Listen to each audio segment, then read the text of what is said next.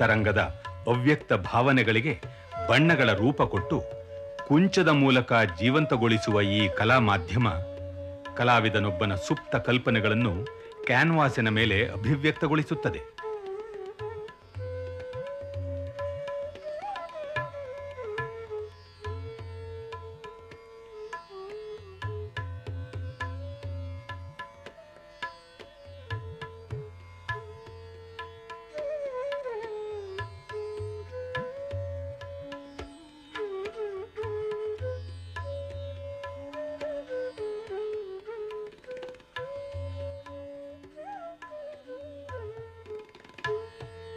ಒರಟಾದ ಆಕಾರವಿಲ್ಲದ ಒಂದು ಶಿಲೆ ಕುಶಲ ಶಿಲ್ಪಿಯೊಬ್ಬನ ಕೈಗೆ ಸಿಕ್ಕಾಗ ಉಳಿಯ ಕೊರತಕ್ಕೆ, ಸುತ್ತಿಗೆಯ ಹೊಡೆತಕ್ಕೆ, ಶಿಲ್ಪಿಯ ಕಲ್ಪನೆಗೆ ಸಿಲುಕಿ ಸೂತ್ರಬದ್ಧ ಆಕಾರ ಪಡೆದು ಕೊನೆಗೆ ಕಲಾಕೃತಿಯೊಂದು ಸೃಷ್ಟಿಯಾಗುತ್ತದೆ.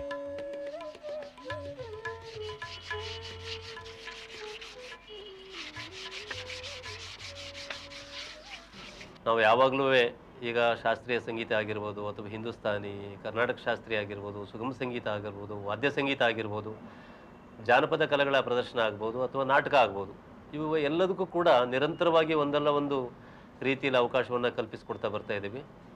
ಸಾರ್ವಜನಿಕರಿಗೆ ಈ ಕಾರ್ಯಕ್ರಮಗಳನ್ನು ನಾವು ಸಾದರಪಡಿಸ್ತಾ ಬರ್ತಾ ಇದ್ದೀವಿ. ಆದರೆ ಸಾರ್ವಜನಿಕರ ದೃಷ್ಟಿಯಿಂದ ಶಿಲ್ಪಕಲೆಯಾಗಲಿ ಅಥವಾ ಚಿತ್ರಕಲೆ ಆಗಲಿ ಹೇಗೆ ಬೆಳೀತಾ ಇದೆ, ಕನ್ನಡ ನಾಡಿನಲ್ಲಿ ಸಂಪತ್ಭರಿತವಾದ ಈ ಕಲಾ ಪ್ರಕಾರಗಳಿಗೆ ಯಾವ ರೀತಿಯ ಒತ್ತು ಸಿಗ್ತಾ ಇದೆ ಅನ್ನೋ ಒಂದು ಸಂಶಯವನ್ನು ಹೋಗಲಾಡಿಸೋ ಉದ್ದೇಶದಿಂದ ನಮ್ಮಲ್ಲಿರ್ತಕ್ಕಂಥ ಈ ಎರಡು ಕಲಾ ಪ್ರಕಾರಗಳ ಪರಿಚಯದ ಅಥವಾ ಅದರ ಬಗ್ಗೆ ಅರಿವು ಮೂಡಿಸ್ತಕ್ಕಂಥ ಒಂದು ಕಾರ್ಯಕ್ರಮವನ್ನು ಹಮ್ಮಿಕೋಬೇಕು ಅಂತ ಯೋಚನೆ ಮಾಡಿದ್ದು.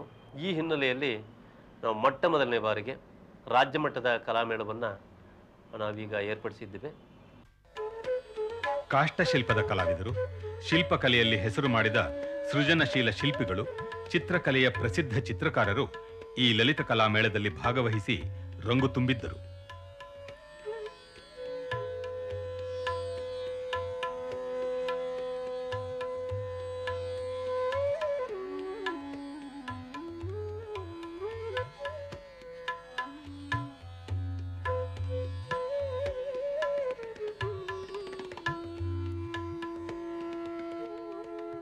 ಜಿ ವಾಸುದೇವ್, ಯೂಸಫ್ ಅರಕಲ್, ಅನಿತಾ ದುಬೆ ಮುಂತಾದ ಹೆಸರಾಂತ ಕಲಾವಿದರು ಈ ಮೇಳದಲ್ಲಿ ಪಾಲ್ಗೊಳ್ಳುವ ಮೂಲಕ ಈ ಕಾರ್ಯಕ್ರಮಕ್ಕೆ ಸ್ಪಂದಿಸಿದ್ದರು.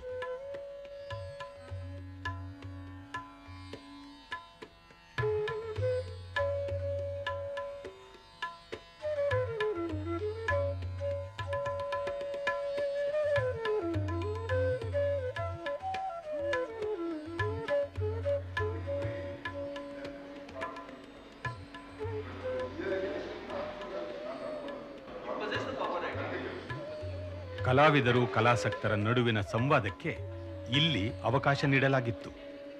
ದೃಶ್ಯ ಶ್ರವ್ಯ ಮಾಧ್ಯಮದ ಮೂಲಕ ತರಬೇತಿ ನೀಡುವ ಕಾರ್ಯಕ್ರಮ ಕೂಡ ಹಮ್ಮಿಕೊಳ್ಳಲಾಗಿತ್ತು. ಮಾನವಾಕೃತಿ ಬಿಡಿಸುವಾಗ ಹ್ಯೂಮನ್ ಅನಾಟಮಿಯ ಪ್ರಪೋರ್ಷನ್ ಅನ್ನು ಮುಖ್ಯವಾಗಿಟ್ಕೊಳ್ಳೋದು. ಪ್ರಕೃತಿ ದೃಶ್ಯಗಳಲ್ಲಿ ಜಾಮೆಟ್ರಿಕ್ ಪರ್ಸ್ಪೆಕ್ಟಿವ್.